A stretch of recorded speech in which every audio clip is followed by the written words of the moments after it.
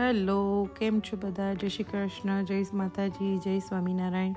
તો આજે આપણે તમને મેં ગઈકાલે મારો વ્લોગ જેણે જોયો હોય એને ખબર હશે કે મેં ગઈકાલે ઢોસાનું થોડું ઉપરથી રેસીપી મૂકી હતી, પણ આજે હું તમને સ્ટેપ બાય સ્ટેપ ઢોસાની રેસીપી બતાવું છું. તો જો તમે આ ઢોસાની રેસીપી ફોલો કરશો તો 100% મેં બનાવ્યા છે એવા ક્રિસ્પી ઢોસા તમારે ઘરે બી બનશે, અને પછી મને કમેન્ટ કરીને બતાવજો કે તમારે કેવા ઢોસા બને. તો ચાલો જોઈએ. વાટકી ભરીને રાઈસ લીધેલા છે. આ રાઈસમાં જે છે એ મેં ઇડલી રાઈસ લીધેલા છે. તમે કોઈ બી રાઈસ લઈ શકો છો. તમે બાસમતી રાઈસ લઈ શકો છો, રેગ્યુલર જે સાદા રાઈસ આવતા હોય છે એ બી લઈ શકો છો. તો મેં આ ઇડલી રાઈસ લીધા છે, અને આ મેં એક વાટકી ભરીને ઉડદની દાળ લીધી છે, એટલે કે અડદની દાળ, અને અડધી ચમચી જેટલા મેં મેથીના દાણા લીધા છે.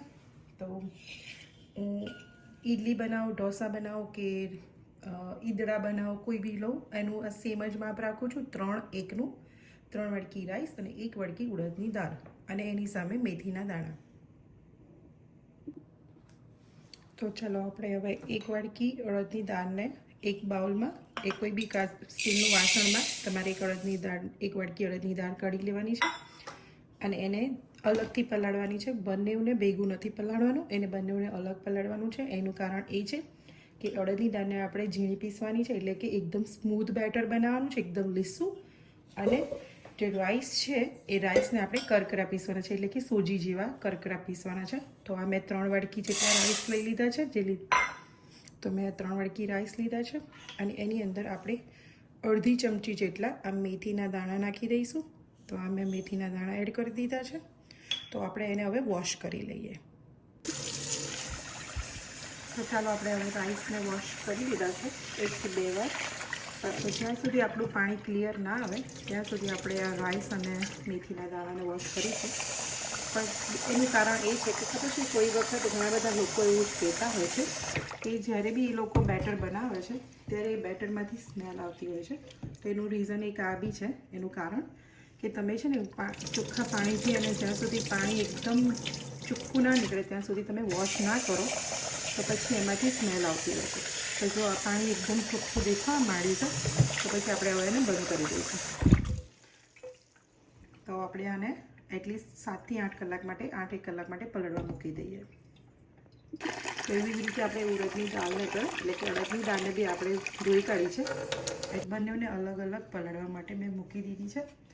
તો હવે એને ઢાંકી દઈએ આપણે. તો મેં એમાં 2 થી 2.5 ચમચા જેટલા આમાંથી રાઈસ લઈને આમાં નાખ્યા છે, અને થોડું અડધો કપ જેટલું પાણી રેડ્યું છે. તો હવે આપણે એને પીસી લઈએ કરકરા. તો જો આ પીસાઈ ગયું છે, અને એને મેં અરાઉન્ડ સોજી જેવું પીસવાનું છે. જો હું સાઈડેથી તમને લઈને બતાવું તો એ આવું કરકરું હોય.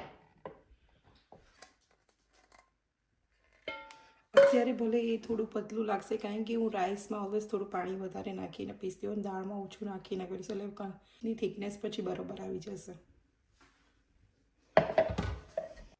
તો હવે આપણે જેમાં રાઈસ પીસે તેની અંદર જ હવે આપણે અડદની દાળને પીસી લઈએ છીએ. તો આમાં મેં અડદની દાળ નાખી દીધી છે. તો આપણે બધી અડદની દાળ નાખી દઈએ. તો એની અંદર આપણે 1/2 કપ જેટલું પાણી નાખી દઈશું. તો આપણે હવે રાઈસ અને દાળને બંનેને સરસ રીતે બધું મિક્સ કરી દઈશું. સરખું ભળી જાય ત્યાં સુધી પ્રોપર હલાવી લઈશું, અને પછી આપણે એને 7 થી 8 કલાક માટે ઢાંકીને મૂકી દઈશું.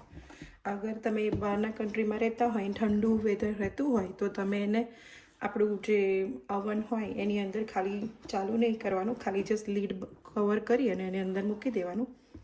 અધરવાઇઝ તમે ઇન્ડિયામાં કે ક્યાંય હો જે ગરમ વેધર હોય ત્યાં તો તમે બહાર બી મૂકી શકો છો 7 થી 8 કલાક માટે ઢાંકીને. હવે આ બેટરને આપણે ફર્મેન્ટ કરવા મૂકી દઈશું, એટલે કે આથો લાવવા મૂકી દઈએ. તો જો આપણે કોકોનટ ચટણી માટે શું કરીશું, 1 કપ જેટલું કોકોનટનું છીણી લીધું છે મેં, એટલે ફ્રેશ કોકોનટ, પણ ફ્રોઝનમાંથી મેં લીધું છે. ડ્રાય નથી, સૂકું નથી કોપરું. ફ્રોઝનમાં મૂકી દીધું આવે છે રેડી. આ દીપનું પેકેટનું. યુઝ્યુઅલી હું પહેલાં કોકોનટ લેતી હતી, પણ ઓલવેઝ એ બગડેલું નીકળતું હતું. તો આમાંથી હું આવું કરું છું. ફ્રોઝનનું કોકોનટનું જે છીણ આવે છે શ્રેડેડ, એ લઈ લીધું છે મેં. પછી એની અંદર મેં જો અરાઉન્ડ 3 સ્પૂન જેટલા ચણા છે તમે દાળિયા બી લઈ શકો. મારા જો દાળિયા નહોતા એટલે મેં ચણા લીધા છે મોરા. પછી લીમડી લીધા છે, જીરું છે, ધાણા છે, 4 થી 5 જેટલા લીલા મરચાં લઈ લેવાના. એ બધું જ આપણે મિક્સર જારમાં એક સાથે જ બધું એડ કરી દઈશું એટલે બધું એક સાથે જ ક્રશ થઈ જાય. એક સાથે બધું એડ કરી દઈએ એટલે બધું એક સાથે જ મિક્સ થઈ જાય. એની અંદર હું 1 સ્પૂન જેટલું લાઈક ટેસ્ટ મુજબ તમે સોલ્ટ નાખી શકો, તો હું 1 સ્પૂન જેટલું સોલ્ટ નાખી દઈશ એમાં. અને પછી એમાં થોડું પાણી એડ કરીશું, લાઈક અરાઉન્ડ હાફ કપ જેટલું પાણી એડ કરીશું. હાફ કપથી થોડું વધારે નાખવું, ડિપેન્ડ. એટલું પાણી નાખી દેવાનું અને પછી જસ્ટ ક્લોઝ ધ લીડ અને લીડ બંધ કરી અને એને ગ્રાઇન્ડ કરી દેવાનું. તો જો આવી રીતે ચટણી રેડી થઈ જશે. એની અંદર મેં છે ને હાફ કપ જેટલું યોગર્ટ નાખ્યું હતું. એ તમે તમારા ટેસ્ટ મુજબ યોગર્ટ ઓછું વસ્તુ કરી શકો છો, પણ મેં હાફ કપ યોગર્ટ નાખ્યું છે. તો આ રેડી છે કોકોનટની ચટણી. હજુ દાળ બાફવા મૂકી દીધી છે મેં, એની અંદર હળદર ને મીઠું નાખીને. આ બાજુ હું છે ને યોગર્ટનો વઘાર કરી દઉં. હું છે ને યુઝ્યુઅલી અમે લોકો ગળ્યું દહીં બનાવતા હોઈએ છીએ, તો આ દહીં છે તો એની અંદર ખાલી વઘાર કરી દઉં. આપણે નાખીશું થોડી રાઈ, એટલે ફૂટે એટલે પછી આપણે થોડું જીરું નાખી દઈએ. પછી થોડા આ એકદમ મોરા મરચાં છે એટલે મોરા મરચાં નાખી દીધા મેં. થોડી ઝીણી સમારેલી લીમડી નાખી છે એટલે મીઠો લીમડો. પછી આને થોડું લોટ આપણે શેકીશું.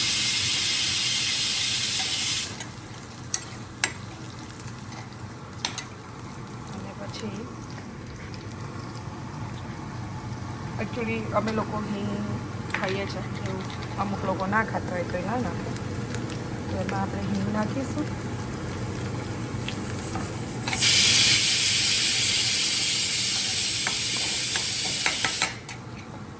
સ્લાઈડ મરચું શેકાઈ જાય એટલે આપણે પછી વઘાર અંદર રેડી દઈએ.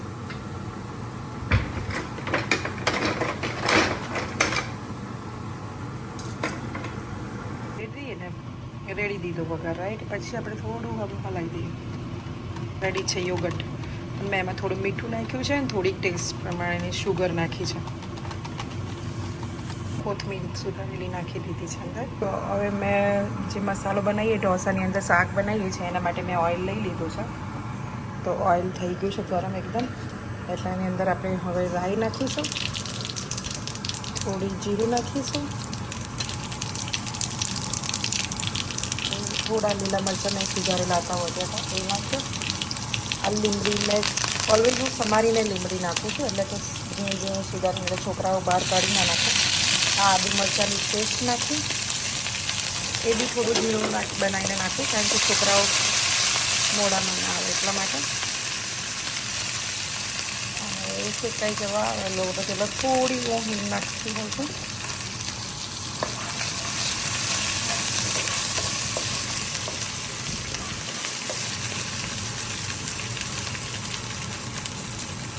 જો આ મસાલો રેડી છે એટલે એની પર આપણે થોડા ઉતરાઈ દઈશું અને પછી હું બાઉલમાં કાઢી દઈશ.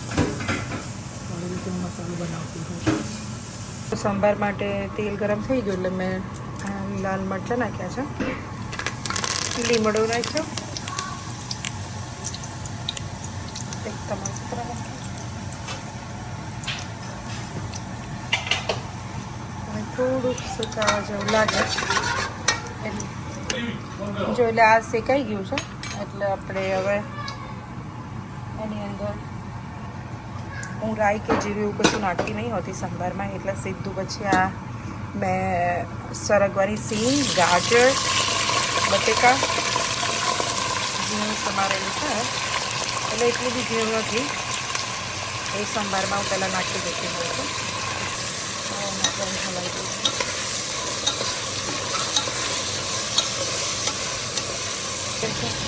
અને આ દૂધી નથી. મેં સમજો કે ડિપેન્ડ કરે તમારે કેટલી ક્વોન્ટિટી છે સંભારની. આપણે એની અંદર થોડું સોલ્ટ નાખીશું ટેસ્ટ મુજબ.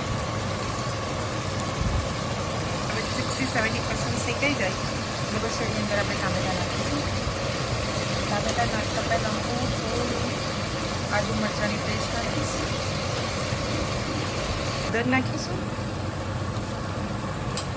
મરચું છે અરાઉન્ડ 2 સ્પૂન જેટલું કલરવાળું મરચું, તો સરસ કલર કરતા. દાળ શાકનો મસાલો છે એ અરાઉન્ડ સંભારનો મસાલો ઘરે બનાવું છું. એની રેસીપી તમને પછી બતાવીશ, પણ હું ઘરે જ ઓલવેઝ બનાવું છું. કારણ કે 2 સ્પૂન જેટલો હું 2 થી 2.5 સ્પૂન જેટલો તમારા ટેસ્ટ પ્રમાણે મેં ગરમ એ સંભારનો મસાલો નાખ્યો છે. ફ્રેશ બનાવેલો ગરમ મસાલો છે, એ બહુ નહીં નાખતા, થોડુંક જ નાખશું આપણે. એટલું નાખી આપણે હલાવી દઈશું. કેટલો સરસ કલર આવ્યો છે.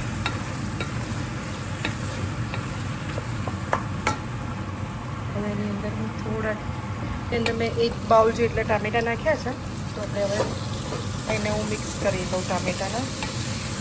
તો ટામેટાં શેકાઈ જાય પછી આપણે એમાં દાળ દઈશું. ત્યાં સુધી ટામેટાને પ્રોપર શેકાવા દેવાના, કારણ કે એ લાઈક એકદમ ઓગળી ગયા છે એવા થાય ને, એટલે પછી એમાં દાળ રેડશું. હવે હું એની અંદર અરાઉન્ડ 1.5 ચમચી જેટલો અથાણાનો મસાલો નાખીશ. તમે ઘરે બી બનાવી શકો છો, મીઠુંનો પાવડર ને બધું લાલ મરચુંને મિક્સ કરી, પણ હું યુઝ્યુઅલી અથાણાનો મસાલો જ લઈ લેતી હોઉં છું. એટલો સરસ કલર દેખાય છે. હજુ બી આપણે જ્યાં સુધી એકદમ તેલ છૂટું ના પડે એમાંથી, ત્યાં સુધી આપણે એને શેકાવા જ દઈશું. અરાઉન્ડ 1 ચમચી જેટલો હું ધાણા જીરું નાખીશ. જો હવે તેલ છૂટું પડી ગયું છે. ઘણા બધા લોકો કહેતા હોય છે કે એમને છે ને પેલું એકદમ કલર નથી પકડાતો હતો જ્યારે આવું શાક કે દાળ બધું સંભાર કંઈ બી બનાવે. તો હું શું કરું, જ્યારે આવું તેલ છૂટું પડતું હોય ત્યારે થોડો ગેસ ફાસ્ટ હોય અને ઉપરથી હું થોડું વોર્મ કરેલું વોટર આવી રીતે નાખી દઉં. એટલે પાણી નાખી દઉં એટલે જો ઉપર બધું તેલ તળી આવે, એટલે ઇન ધ સેન્સ કે તમારો કલર છૂટે, જે બી તમે બનાવ્યું હોય એમાં કલર આવે. પછી આ પાણીને થોડું, એટલે જે આ પાણી નાખ્યું પછી એને 2-5 મિનિટ ઉકળવા દઈશું. પછી આપણે એની અંદર દાળ નાખી દઈએ. તો જોજો હમણાં દાળનો સંભારનો કલર કેટલો ફાઇન આવશે. એની દાળને હું આવી રીતે ગ્રાઇન્ડ કરી નાખું છું. મારે હેન્ડ બ્લેન્ડર છે તો એને આવી રીતે ક્રોસ કરી શકું છું. તો જો મેં હવે દાળ એડ કરી દીધી છે. દાળ એડ કર્યા પછી બી જો કલર સરસ ઉપર છે. હમણાં ઉકળશે ને પછી તમને બધું બતાવું છું ફાઇનલ જ્યારે થઈ જાય એટલે. જો હું ઉપરથી થોડા દાણા નાખતી જાઉં, પણ હું અંદર બી જ્યારે દાળ ઉકળે એટલે કે સંભાળ જ્યારે ઉકળતો હોય ત્યારે હું અંદર બી થોડા દાણા નાખી દઉં કે એના લીધે સરસ સ્મેલ આવે અને ફ્લેવર બી સરસ આવે. જ્યારે આપણે અંદર દાણા નાખીએ ને એનું બી ટેસ્ટ આખો ડિફરન્ટ આવે. સંભાળનો કે દાળ છે થોડી બધામાં. તો આપણે હવે એને ઉકળવા દઈએ. તો જો દાળ ઉકળીને કેટલી સરસ થઈ ગઈ. ઢોસાની અંદર ઘઉં પાવડર બી બનાવવાનું છે, તો એની માટેનું ઇન્ગ્રીડિયન્ટ્સ તમને બતાવી દઉં. આ મેં ચણાની દાળ લીધી છે 1 નાની વાડકી. 1 અડધી વાડકી જેટલી ઉડદની દાળ લેવાની. અડધી વાડકીથી થોડા ઓછા જ રાઈસ લઈ લેવાના કોઈ બી. અરાઉન્ડ 2 સ્પૂન જેટલા તલ લીધા છે. 10 જેટલા સૂકા મરચાં છે. હળદર છે, લાલ મરચું પાવડર છે અને સોલ્ટ છે ટેસ્ટ મુજબ. અને આ લીમડીના સૂકા પત્તા છે, એટલે તમે કોઈ ગ્રીન પત્તા બી લઈ શકો, પણ મારા ઓલરેડી ડ્રાય પત્તા છે તો આપણે લઈ લઈશું. તો ચલો હવે તમને રેસીપી બતાવીએ કે કેવી રીતે ઘન પાવડર બનાવવાનો.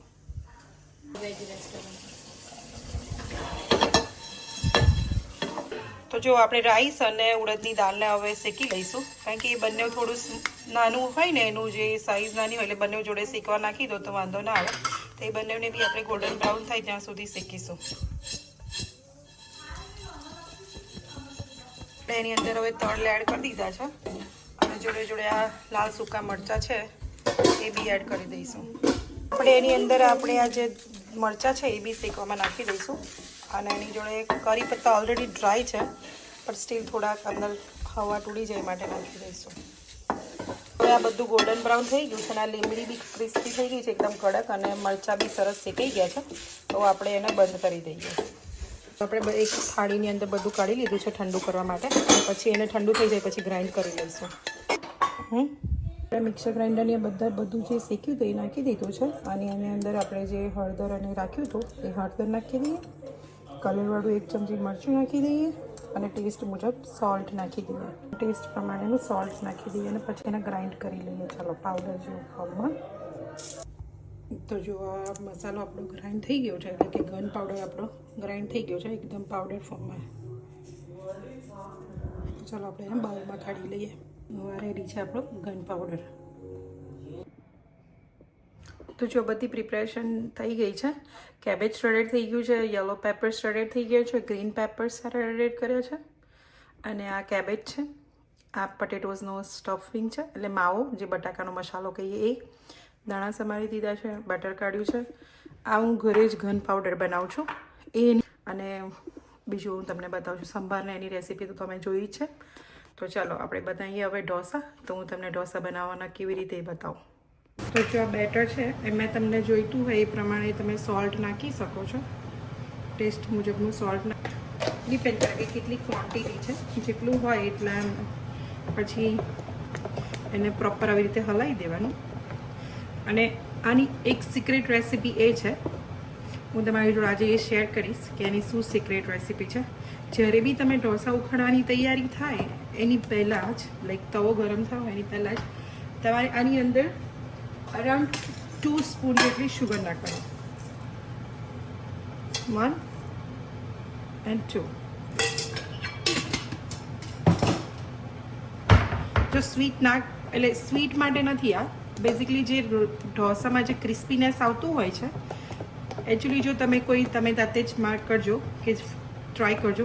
તમે સુગરને જો એકલી આપણે તવામાં નાખીશું તો એ બ્રાઉન થઈ જાય. એવી જ રીતે જ્યારે તમે ઢોસો પાથરશો તો એ ઢોસો એકદમ ક્રિસ્પી અને બ્રાઉન થશે. તો આ સિક્રેટ રેસીપી છે, તો તમારી જોડે મેં આજે શેર કરી છે. આવી જ સિક્રેટ રેસીપી જાણવા માટે મારી ચેનલને લાઈક કરજો, શેર કરજો અને સબસ્ક્રાઈબ કરતા રહેજો. તો જો ઢોસાનો તવો જે છે એ ગરમ થઈ ગયો છે. તો તમે આવી રીતે એને ભીના કકડાથી, મતલબ આવી રીતે એક બાઉલમાં પાણી લેવાનું અને એમાં આવી રીતે સ્ક્વીઝ કરી દેવાનું અને થોડું ભીનું રાખવાનું અને તવાને ઠંડો કરી દેવાનું, ગરમ તવાને. એ આપણે આવી રીતે મીડિયમથી થોડું લિટલ બીટ વધારે ગેસ છે મારો અત્યારે, અને એને વચ્ચે મિડલમાં આવી રીતે રેડી અને તરત જ ગોળ ગોળ ફેરવવા માંડવાનું.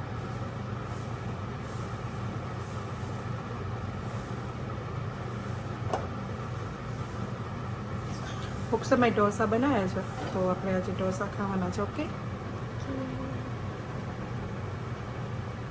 તો જો આવી રીતે મીડિયમથી થોડો ફૂલ ગેસ રાખવાનો. એટલે મીડિયમનું ઓપ્શન આવી રીતે હોય તો એનાથી થોડું હું આટલું રાખું કે જેનાથી તમને આઈડિયા આવે કે કેવી રીતે હું મીડિયમથી વધારે કહું છું. તો આવી રીતે પાથર્યા પછી બસો સ્પ્રેડ કરી દીધા પછી તમારે આવી રીતે હું સીધું જાઉં બટરનું પકડીને, ક્યુબ ઇઝી રહે ને એટલા માટે આવી રીતે જ રાખું, અડધું ખોલીને. પછી તમારે ખાલી એને આવી રીતે ગોળ ફેરવી દેવાનું 1 ટાઈમ. ડિપેન્ડ કે તમારે કેટલું બટરી ખાવું છે. હું 1 ટાઈમ આવી રીતે ગોળ ફેરવી દઉં. અને જો તમે ઓઇલ ખાતા હોય તો તમે ઓઇલ બી લગાવી શકો.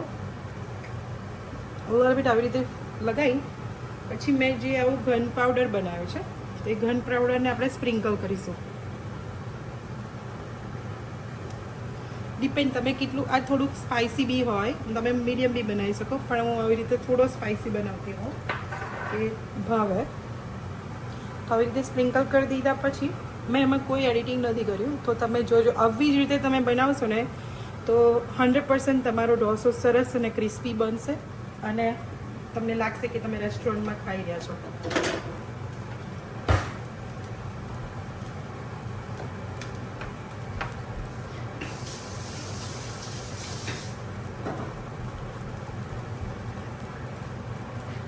તો જો તમે નજીકથી જોશો, હું તમને ઝૂમ કરીને બતાવું.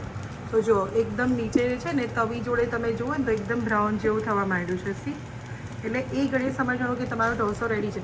જો કોઈને એવું હોય કે મસાલો અંદર જ જોઈતો તો તમે અંદર લગાવી શકો. અને અંદર ઢોસો લગાવીને બતાવું મસાલો. તો હું આવી રીતે અહીંયા વચ્ચેથી આમ સાઈડે સ્પ્રેડ કરતી હોઉં. તો જો આવી રીતે સ્પ્રેડ કરી દેવાનું.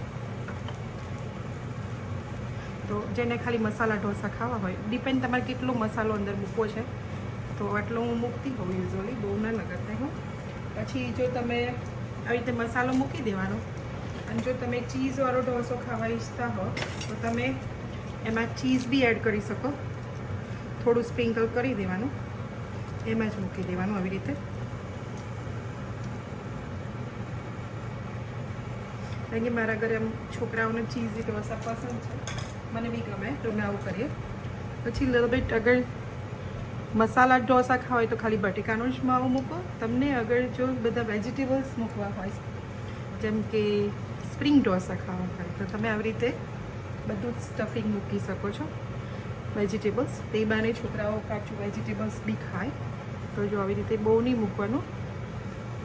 તો મેં કેપ્સિકમ મૂક્યા બંને કલરના, કેરેટ્સ મૂક્યા, કેબેજ મૂકી, થોડું ધાણા સ્પ્રિંકલ કરી લીધા, અને પાછું હું થોડું બધું બી ઘન પાવડર આવી રીતે સ્પ્રિંકલ કરતી હોઉં. તો જો આ કરે, જો તમે તવાથી એની જાતે જ ઢોસો ઉપર થવા લાગ્યો. જો તમે જોવા માટે એકવાર ઉખાડીને જોશો કે થયો કે નહીં, તો એ ક્યારેય તમારો ઢોસો ક્રિસ્પી નહીં બને. તો જો હવે હું તમને ફ્લિપ કરીને બતાવું કે કેવો ઢોસો બન્યો છે.